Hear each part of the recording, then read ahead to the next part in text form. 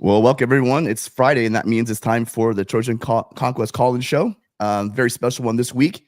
It being crosstown rivalry. USC hosts UCLA at the Coliseum tomorrow at 12:30. Both teams didn't think they'd be limping in this one with 4 losses each, but that is the situation. But regardless, as always, throw the records out the window. Forget who's starting at quarterback. There have been lots of miracle heroes for UCLA over the years. Let's hope this year isn't one of them. With me always is Matt and Zemek. Matt and I come here every week. We are the only caller-driven Trojan football program here on YouTube. I'm going to try my best to get through this. I've been sick the last 2 days. Hopefully my voice stays with me. We'll take your calls. Matt, how you doing tonight? Better than you, but you being sick, like that's a metaphor for this season and the way it's gone. So, right. Matt, so what are your thoughts on the game, Matt? We better win. And we have an opponent which, should not post huge offensive numbers on us. But of course, Bryson Barnes, the pig farmer, went pig wild against USC's defense. Let's see if USC can at least hold UCLA into the low 20s. Like that wouldn't even be great, but that should be like the minimum expectation, that UCLA doesn't score more than, let's say, 23 points, 2 touchdowns, 3 field goals. If we can't hold UCLA under 24 points, that'd be pretty bad. We shall see, but it's going to be the resistible force, UCLA's offense against the movable object, USC's defense. And we'll see if one side can get the upper hand. I know that Ethan Garber seems to be the likely starter for UCLA, and so if you're going to bother to compare UCLA's quarterbacks, none of them have been especially good, but if you're going to compare, Garber's probably gives them a better chance of winning than the others. But it's not as though anyone should be quaking in his boots when seeing Ethan Garber's on the field. And that flips the discussion over to USC's offense. Is that offensive line? I think that the key to the game, ultimately, the offensive line standing up against UCLA's physical front seven. Against Notre Dame, USC's defense was fine, as you noted. Allowed only 253 yards, but the offensive line got dominated by the Notre Dame defensive front, led to pressures, hurries, and of course turnovers. And so basically, if Caleb Williams and the USC offense can avoid that, should be fine. But of course, we'll have to wait and see. Yeah, I've been saying that it's really to come down to which one of these teams show up. USC's defense or UCLA's offense. Which one plays better? We know that their defense is going to play well. We know that our offense will play well. I agree with you on the offensive line. That thing worries me a lot.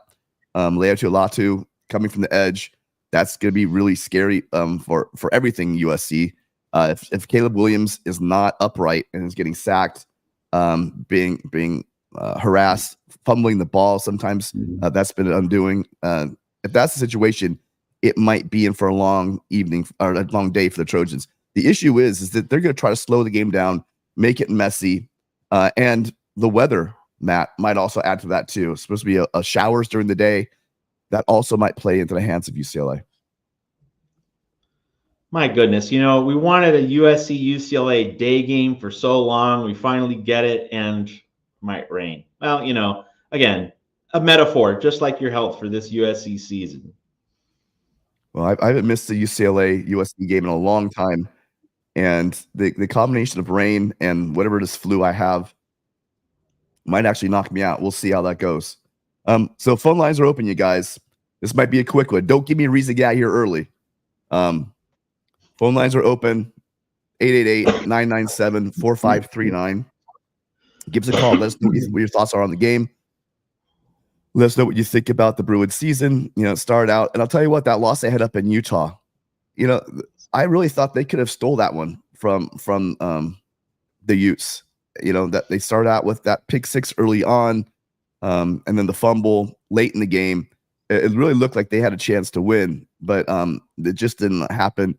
Then the collapse for the Desert Tees, losing to both Arizona and Arizona State last week. really did in the UCLA season, and possibly even did in the tenure of Chip Kelly. Any news on Chip Kelly, Matt? Well, we did our Monday show here at the Voice of College Football with Mark Rogers and special guest Tony Siracusa of Last Word of College Football. Want to follow him in Last Word of College Football for national insights. He's based in Charlotte now. He covers Wake Forest and the ACC, but of course, he's a longtime UCLA watcher. He has access to people inside the program. And Tony said on Monday's show that it looked like Chip Kelly was likely coaching for his job, and that if he lost to USC, pretty much done. But Tony mentioned on Twitter Friday morning, so that's 3.5 days after Monday night's show, he said that one of the main UCLA power brokers who had appeared to have soured on Chip Kelly spoke up in defense of him. So that's a new update as of Friday morning. So maybe Kelly's seat isn't quite as hot, and his fate is not yet as sealed as a lot of people might have been led to believe. So that's fresh information. That's fresh intel inside UCLA. That it's not as clear cut that Chip Kelly is a goner. So that is an extra juicy plot point heading into kickoff on Saturday afternoon. Yeah, the Bruins had a lot of fun at our expense with the whole Helton situation and hanging on to him. We knew he wasn't the right guy, and we hang on to him. In my opinion, if they hang on to Chip Kelly going into the Big Ten, I think the future, they'll look back on it and it was an opportunity for them to get a clean cut and start fresh, and they didn't take it. Again, you guys, phone number 888-997-4839. If you're expecting me to talk for an hour or a half hour even, you're sorely mistaken. This thing's probably got to play another 10 minutes if I keep talking like this. Until we have a phone call rolling in, I'll be able to carry this most of the way. In terms of Chip Kelly, in terms of my own personal view, I think that the idea of starting fresh in the Big Ten makes plenty of sense, but Chip Kelly couldn't figure out the defensive side of the ball at UCLA for several years. And then he gets DeAnton Lynn as his defensive coordinator. And so that part of the ball is now good. So if I'm thinking about this just personally, this is my own view, not anybody else's. I'm thinking if Chip Kelly can just get a rock star quarterback in the transfer portal, he could have something. But he hates recruiting. And of course, the acquisitions that he made, like Colin Schlee, that's a bust. He hasn't, he had a chance to bring in some talent. Of course, Dylan Gabriel, that is an interesting little discussion to have. He was supposed to be going to UCLA, but then he made a right turn, went to Oklahoma. What if Dylan Gabriel had come to UCLA? I actually need to write something about that, actually, now that I think of that. Should have written about it before, but definitely going to write about it now, or in the coming days. If Dylan Gabriel goes to UCLA, where would UCLA and Chip Kelly be? To me, with having figured out the defense, Chip Kelly is one really good transfer portal quarterback away from being in position to do something good. But will he? Will he be able to do that? And that's where Martin Jarmond, UCLA AD, needs to have some really tough conversations with his head coach. Well, Matt, we've got a call. Caller, what's your name? Where are you calling from? Yeah, this is Gary from Dana Point. Gary, nice to hear from you again. Yeah, thank you. I'm not, I know a little football, but I'm not a real X's and O's kind of guy. But what I don't understand is that don't we have any short passing routes? Don't we have a slant? Don't we have a hook? Don't we have a swing? Don't we have a screen? I mean, something that Caleb doesn't have to have 17 seconds. Lots of these routes can be run in 2 seconds. And I don't know why we don't do more of that. We don't have to go for the home run all the time. And it's not that we do, but it just looks to me like when I watch the games and I see the replays, there's open space, and I don't know who's making the call. But it seems to me Caleb would be better suited by having at least some options here of going short and quick. Yeah, I've been making that observation. I've been making that observation for a while, just to see that things just don't seem like they're getting out on rhythm. it just looks like it's been turning into background basketball or football, and that has led to, again, the offensive lines have had their trouble, but knowing that, why don't we start doing, run some fades, like you said, just some slants, something to get the ball out on time and early. You're going to need to do that against this pass rush. This pass rush is legit. It is one of the better pass rushes in the entire country. And if you have Caleb sitting back there, it's going to be a long day for him. So I agree. I think we need to establish the run early. This is now that's easier said than done. This is one of the better rush defenses as well in the country. But to mitigate that, I agree with you. We got to do something. Maybe if they're all up blitzing, that maybe we need to throw some screens to get the ball, keep them honest. I don't know, but I will say this: the one thing I'm not really, I've been critical, but the one thing I'm not worried about is the offense. I know I get a lot of crap for that, but we brought Lincoln Riley here to call offense. I think that he wants to do things like that. I see sometimes, I don't know what the conversations are, but you can see sometimes there's one I remember, a 2-point conversion in particular. I remember saying, you see Riley like gesturing, like it was there, trust it, throw the ball, and then Caleb just kind of hangs his head. So I don't know, Matt. What are your thoughts on that? Gary, great to have you back on the show as a caller, and thanks for calling in at the Voice of College Football. A lot of salient points that you've made. I think if you go back and watch the Utah game, there were a lot of quick hitches and ball out quick routes, but like that was the only game. Like that was the conspicuous exception to the larger dynamic you're accurately identifying. And it strikes me, Gary, that, why isn't Lincoln Riley doing more of this?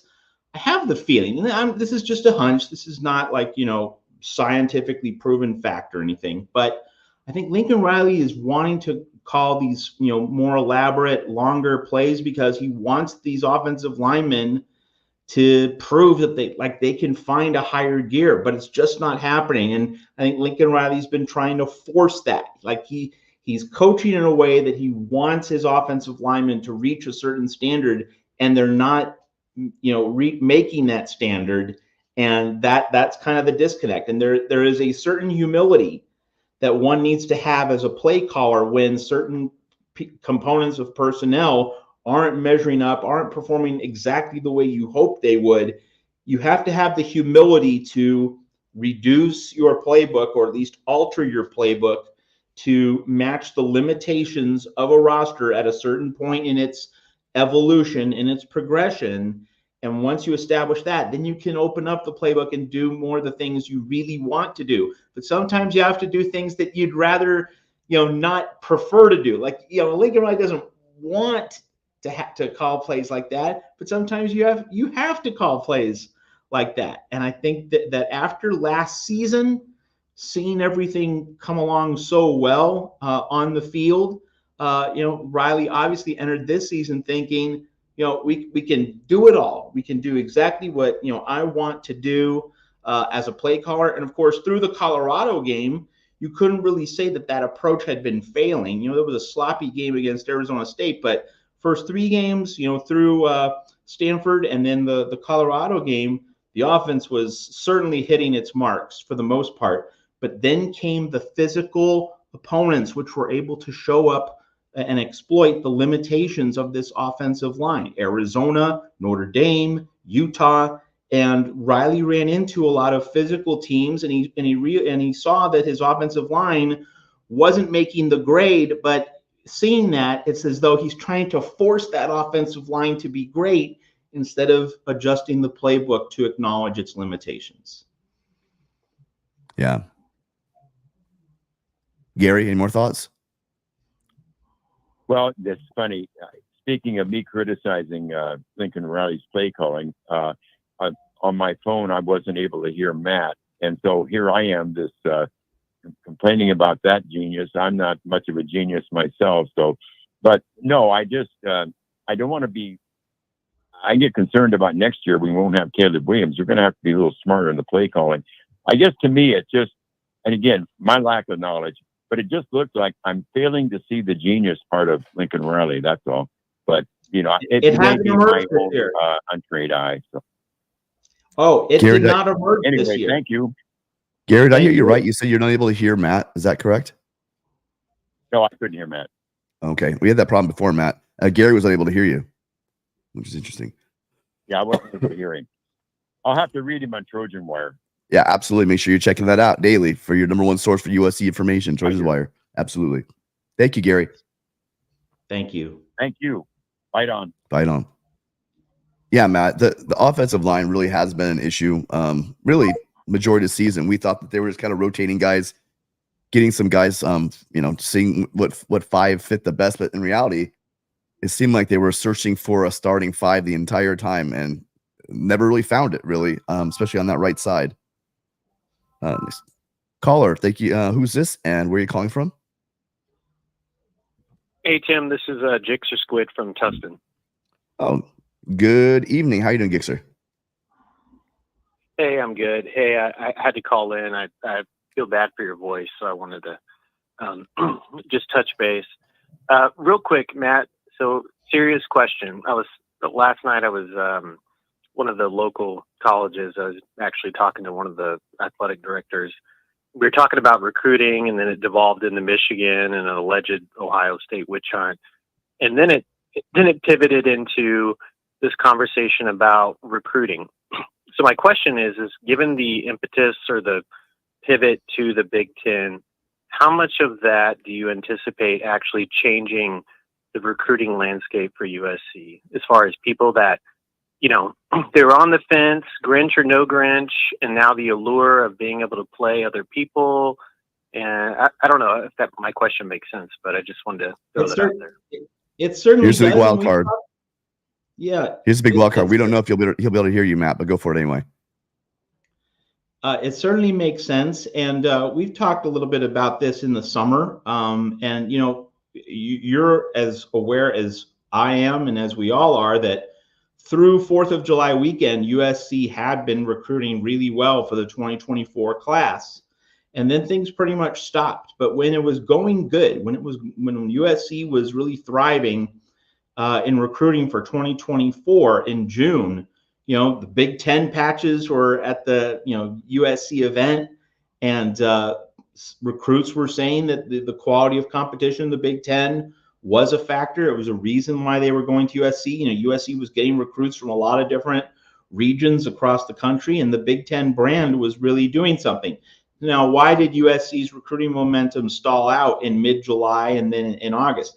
I think a lot of it was, the season was approaching, and, a lot of chatter naturally, understandably, about Alex Grinch and would this defense be able to, meet a certain standard.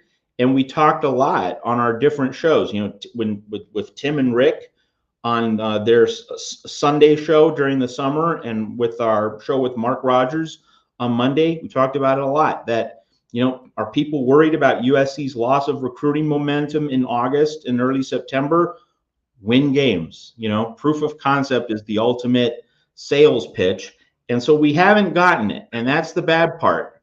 But this defensive coordinator hire, so huge, such an absolutely massive moment for Lincoln Riley, his career, and this program.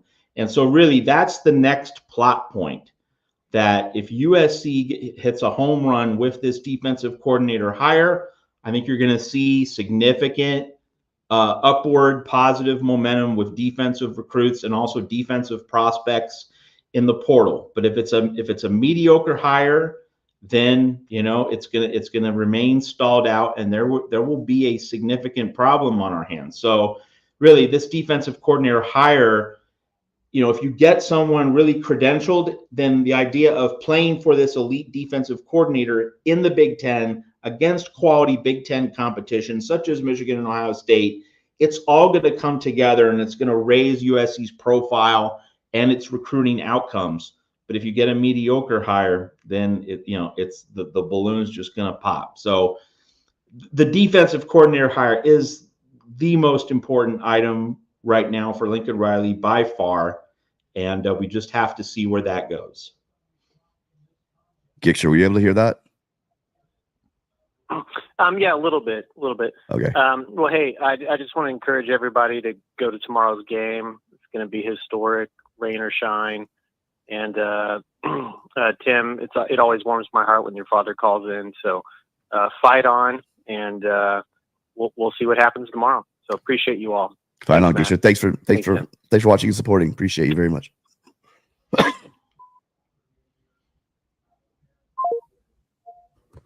That one almost kicked off. Yeah, so I'm wondering now, because of the rain, when we know that, again, I said both teams have 4 losses. It was announced that it's a sellout, but Matt, what do you think the odds are we get 70,000 people in there? Forget a sellout. I know we're not going to do 78. What do you think that the announcement is going to be a sellout? How many people do you think are in the stands tomorrow? I'd say 67, 68. Okay. Especially if it's raining like that, that would certainly tamp it down a bit. If there's for some reason it's sunny, in the hours leading up to 12:30, then maybe you get 73, 74. Today's social media, there was a video. Gabe's talking here about the offense being better next year.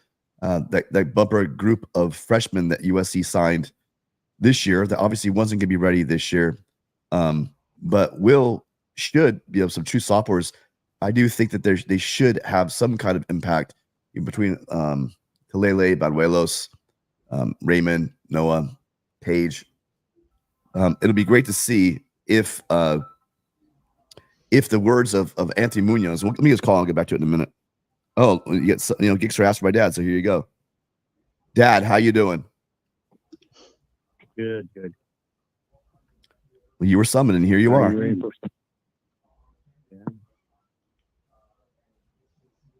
What's on your mind, Dad? What I'm going to talk about is what I mentioned the other day. McKay had to make another adjustment. He had the first adjustment of his job was threatened. And then at 65, when I got there, he looked around. They had mediocre seasons for a couple years ago. He said, I got to make a change. I get more beef on the line, on both lines. And I have to get more speed. Welcome, Mr. Simpson. And the rest of his history, the rest of the tailgate you. And so, you got to make changes. This is what Lincoln has to know. Change is normal in football. That's all I have to say. Yeah, I think it's pretty obvious. He rode with Grinch. That was a mistake. There are some issues now. I think that on the lines, it's going to take time. I think that we thought that we could cheat the system by bringing in people through the transfer portal. Clearly, that did not work out this year. They found that out the hard way. What's that, Dad? Particularly offensive. Yeah, particularly on the offensive line. But I just think I emphasize you have to get more beef and more strength through the strength coach, and you have to be stronger on that line so you can push people back instead of you being pushed back. And then you have to pick, this is on speed, and we've been pretty well on that. Well, I think John McKay and Matt are both with you on that one. Matt's been saying the same thing about size. I will tell you, though, that the linemen we do have coming in, these freshmen are big guys. So that is a good sign for what's coming in. How quickly Hedson can bring him in and get him developed is a whole nother story. Plus, like to thank Andrew for coming on. Makes me feel more comfortable. And this gentleman for calling in. Yeah, absolutely, Dad. Well, thank you so much for calling, Dad. Anything else? No, that's all. All right. Love you, Dad. Thanks for calling. You too. Bye. Bye. Yeah, change is inevitable, right? And the programs where the program does have some serious holes in it. I hope they're addressing it, Matt. Anything late? What's your latest on defensive coordinators? I know it's completely early. There are a million, but has there been any changes? Any names we've heard? Maybe some names were thrown out that have given some hints that they will not be available, or maybe some new names that have emerged. Well, you just want to be looking at the results on Saturday. Obviously, Baylor, if Baylor continues to lose, that increases the chances that Dave Aranda could be fired and will go on the open market. Indiana, if the more Indiana loses, the more the chances that Tom Allen will be fired and he'll go on the open market. So, there are certain results across the country that are going to affect open jobs, which doors open, which doors close, which coaches go in which direction. And because that transfer portal opens on December 4th, and I mean, may I say, like, I don't think we've really discussed this, but this is so dumb to have the transfer portal opening on December 4th, right in the midst of the carousel, right when coaches are beginning to map out their bowl preparations and schools are trying to line up travel and logistics for their bowl games. Why are we doing this? Why don't we have the transfer portal window at a week after the national championship game in January? I mean, this is just so cosmically dumb to have to stick it in right there. Like, it just doesn't make any last shred of sense. But since we have the transfer portal window on December 4th, these schools are going to move lightning quick to fill their vacancies and also to fire coaches. Like, we're not going to see coaches getting fired on after Thanksgiving weekend. We're probably going to see them get fired this Sunday and Monday. Like, they're not going to wait 1 week just because you have that December 4 transfer portal date. And so with all of these firings, you're going to see a lot more spinning of the carousel right after the weekend's over, right after Saturday is over. Then USC will have, a new chessboard to look at. I'll certainly be writing about it. But, what's happening at Baylor, Indiana, among other places, those are scores you'll want to be looking at on Saturday. The other point to emphasize, and if you missed our Monday show, Tony Siracusa, who's a UCLA watcher, he would like to see the Bruins do well because he's just is a longtime Bruin fan, in addition to being a really good journalist. I mean, when he says, I think USC would do really well to bring Zach Arnett aboard as defensive coordinator. When a UCLA guy says, you know what, this would be a problem for UCLA if USC gets Zach Arnett. Whoa, like that certainly makes you stop and pay attention. And, my first choice is Jim Leonard. That hasn't changed and it won't change. But in terms of, there are two different discussions in the carousel. The guy that you have to make the first call to, what is your actual priority list? Who's your first call? Who's your second call? Who's your third call? That's one part of the carousel. But then the other part is who you actually are going to get. Because if your first few options say no, well, then you have to have your next best option lined up.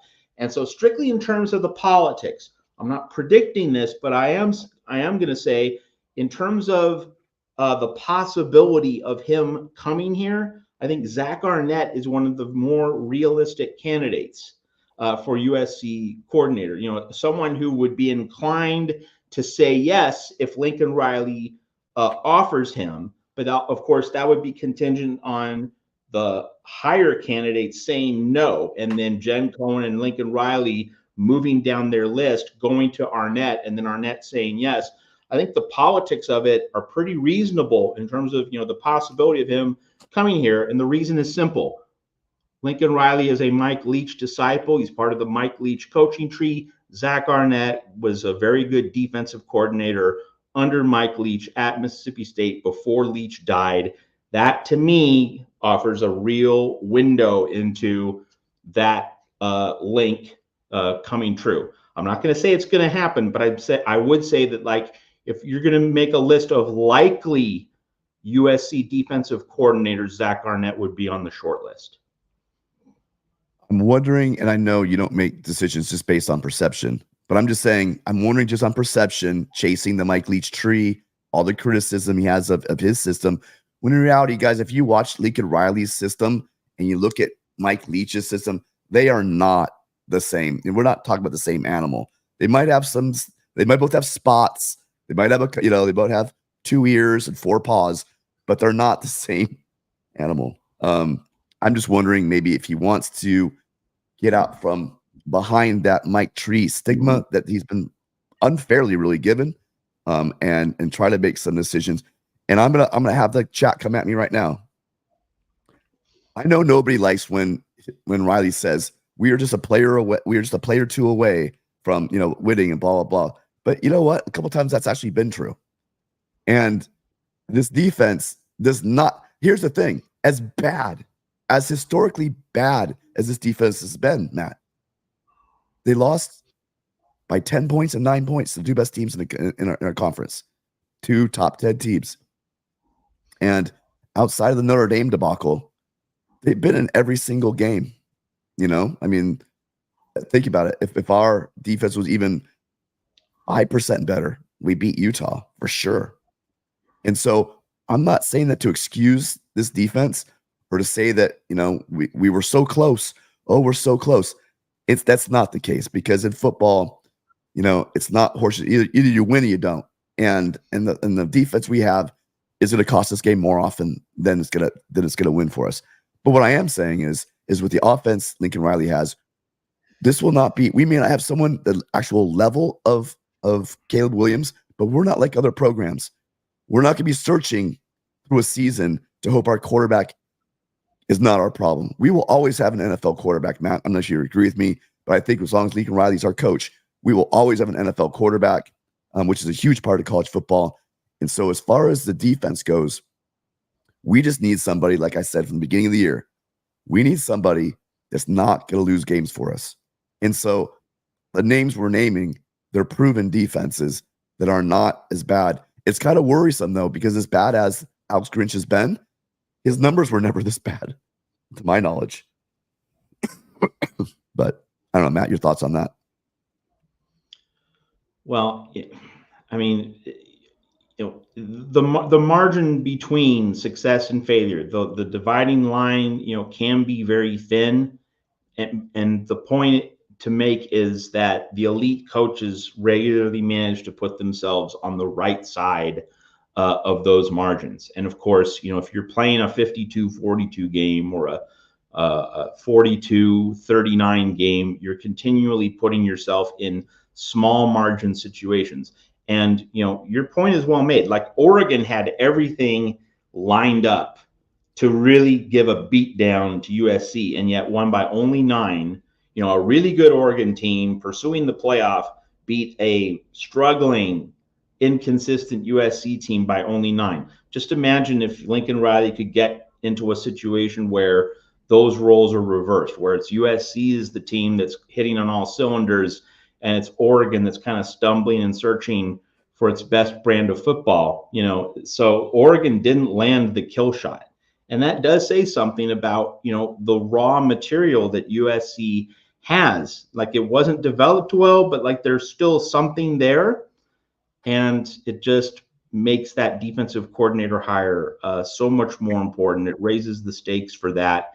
And it also shows that, you know, you mentioned earlier that, you know, you have to build more from within with your recruiting on the offensive line. That's true.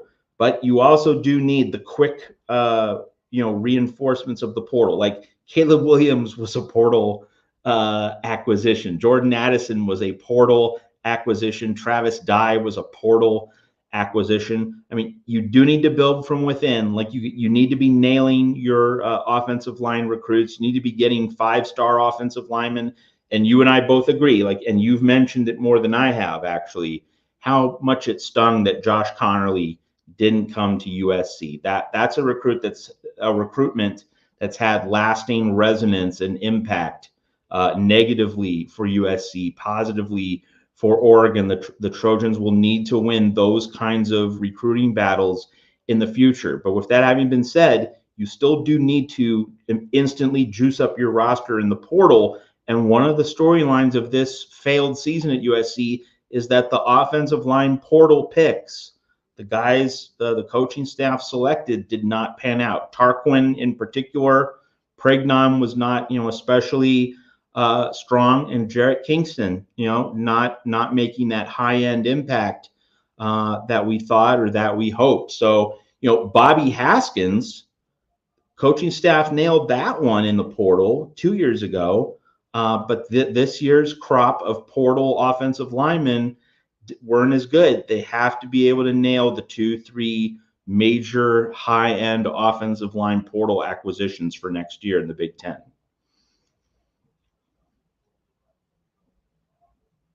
A lot's going on over at Texas A&M, and it's going to be a sale on that roster, I think.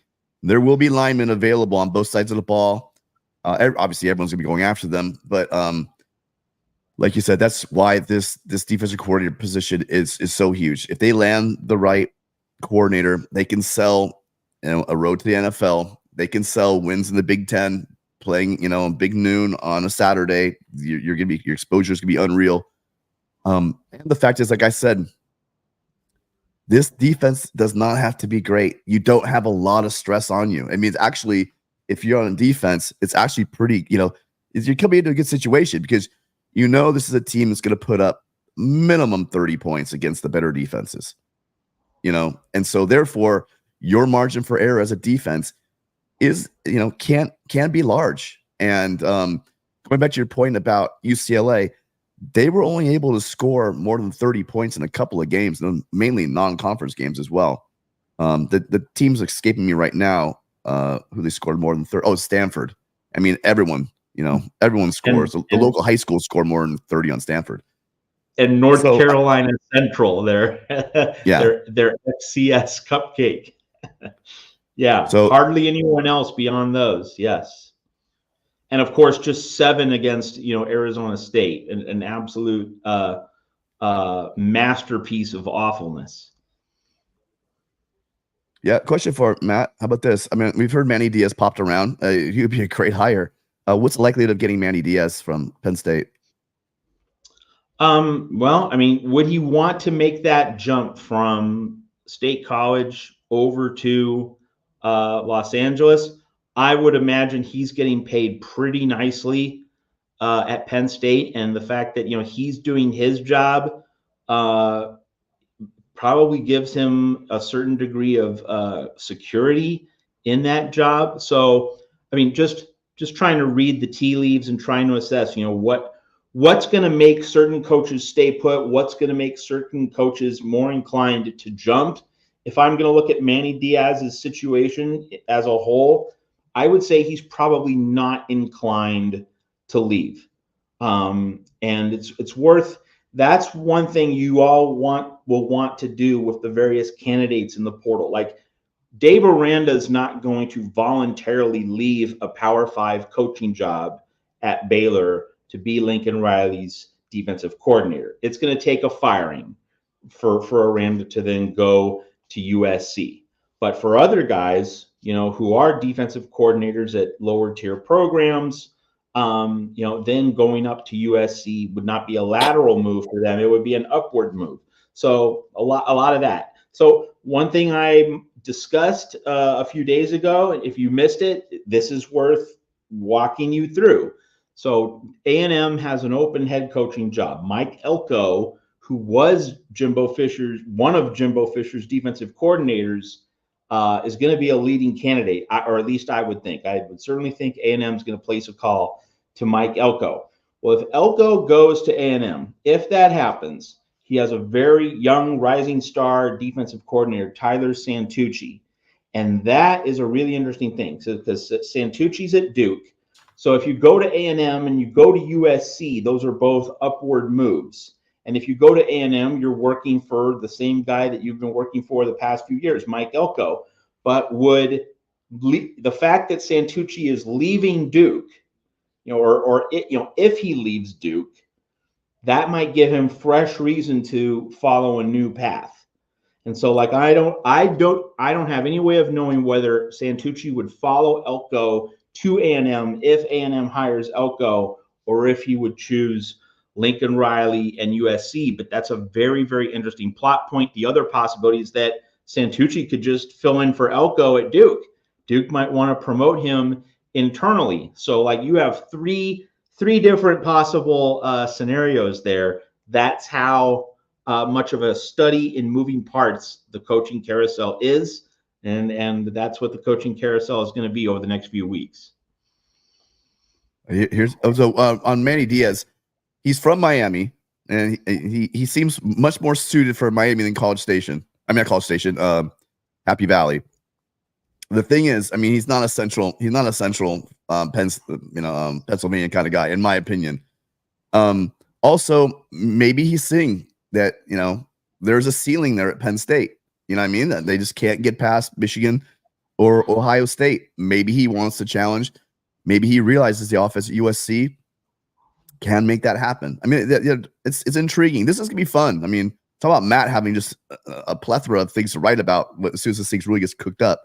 It's gonna be great times over there on Trojan's Wire with Matt writing all kinds of stories about the defensive coordinator situation. Let's see. I saw a comment. So with Jones and Lloyd, there's no excuse not to run the ball. They are dudes. They are great. But remember, this UCLA team is giving up 2.3 yards per rushing attempt. Now, I will say this. They haven't played Washington. They have not played Oregon. They haven't played USC yet. 3 of the better offenses in the conference. But they are a legitimate defense. It will be interesting to see if USC is able to establish a run game early, because that's going to be, again, I think that's going to be a big part of this game going in, especially with inclement weather. And I don't see any calls coming in, you guys. Please, I'm told you, don't give me an excuse to get out of here early, because we said about a half hour. We've been here 45 minutes. Let's take this from Jeff before we go. Are we stuck waiting on a defensive coordinator because of the firing of Jimbo Fisher and others? It's not because of the firing of Fisher, but what the firing of Jimbo means is that you just have more plot points and more places for various coaches to go on the open market. But here's a point that Tim made in previous weeks, and it's good to reemphasize this point. USC's regular season is ending this weekend. Most teams' regular seasons are ending next weekend, either the 24th or the 25th. So once this USC game ends, that's it for the regular season. So Lincoln Riley and Jen Cohen can really get to work lining up their list, making calls. They're going to be contacting agents. They're not going to be contacting the candidates directly, but they're going to be putting out feelers next week, and then they will be lining up interviews for after Thanksgiving weekend when team seasons end. They'll be bringing in guys for interviews, one would think, on the Monday and the Tuesday after Thanksgiving, with the hope that they can get something done by Tuesday or Wednesday of the last week of November, so that they get at least 1 week before the transfer portal opens on December 4th. That's probably going to be the timetable, more or less. Don't hold me to exact dates, but that's likely to be how it's going to go down, Jeff. So, it's not. Fisher isn't making USC's task more difficult. It's just making the task of sifting through the carousel. You just have to account for more possibilities in terms of where coaches are going to go. It introduces a few more variables. It doesn't necessarily make the job tougher. It's more about, this is what USC has to consider. Because if someone now will consider going to A&M as a defensive coordinator or maybe a head coach, and that has to be weighed against USC. Now, I think if you look at A&M and USC and which program has more upside, more potential, well, I know what I'd pick. I'd pick USC. But obviously, other coaches might not think that. But it's just a matter of weighing your position and making your sales pitch relative to the marketplace as it exists. So the firing of Jimbo Fisher, it just puts another prominent school into that open marketplace. Good point. And then, so I think this was in reference to Zach Arnett. Grits was also, it's a good point. A good DC under Leach. Also, that's earlier, but different, and also wasn't that was at Washington State, not in the SEC.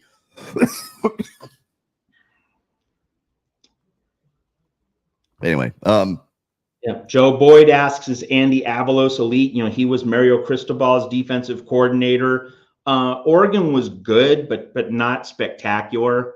Oregon was able to win what was a very watered down Pac-12. The Pac-12 is really good now. It was really good last year, but the Pac-12 in 2018, 2019, it was a down league, and Oregon won the league, but it didn't dominate the league.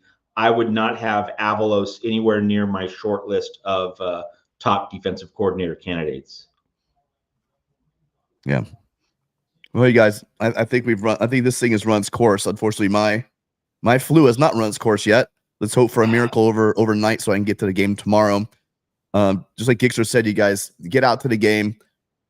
It's going to be Caleb's last game. He is not playing in a bowl game. Any thoughts that, oh, we'll play Oklahoma and then he'll no, he is not playing. This will be his last game in a USC uniform. If you have not gotten a chance to go see him, what have you been waiting for? But definitely get out there, support the team.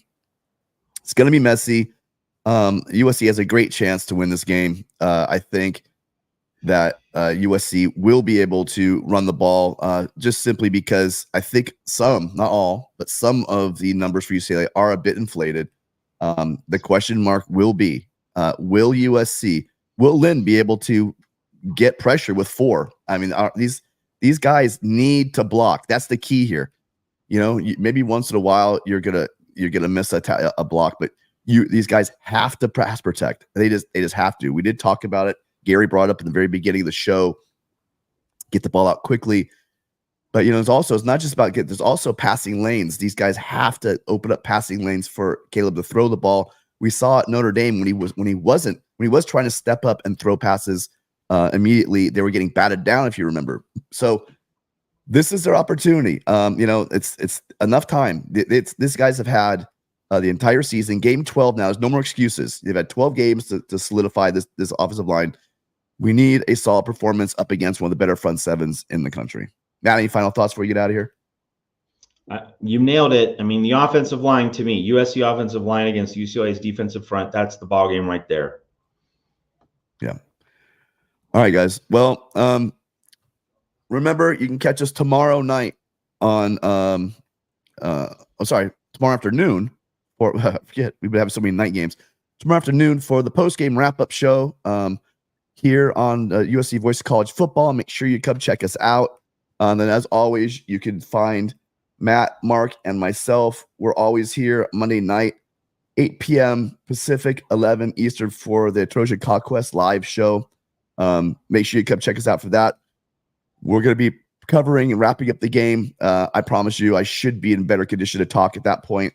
And it should be a spirited discussion about what USC did in this game one way or another, I'm sure. So for Matt, I'm Tim. Thank you all for being here again. Special thanks go out to Gary and Dana Point, Gixter, and my dad for calling in today. You guys are awesome. Thank you all you guys in the chat. Help support us. I'm going to go pass out. Right. Oh, yeah. Make sure right in the corner here by Matt. I want to get a couple subscriptions right now if you could. Go and hit the subscription. Really appreciate it. It's the only way you're going to know. We may go live tomorrow. I don't know. On Sunday, sorry. We may go live on Sunday. The only way to know if we're going is if you are subscribed, hit that notification bell. That way you know when we go live throughout the week. Also, when we get news, it's going to happen eventually. When that defensive coordinator news drops, Matt, your team will be on here talking about it. We'll be taking your calls. Make sure that you are subscribed so you'll be part of that great conversation. Thank you to USCJ as well as Trojan Blade for being here. If you're not checking out their stuff, you guys, I'm a huge fan, friend, and supporter of these guys.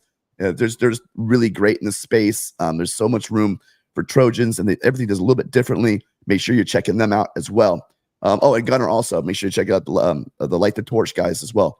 Thank you guys so much. We will see everybody tomorrow. Fight on, everybody. Get better, Tim.